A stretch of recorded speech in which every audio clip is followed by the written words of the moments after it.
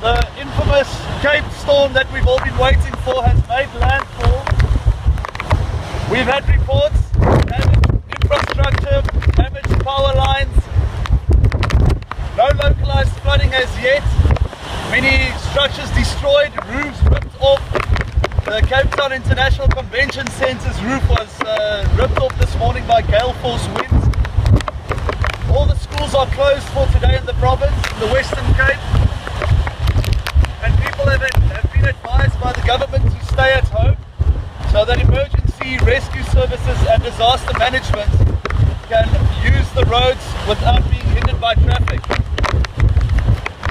The storm is yet to intensify.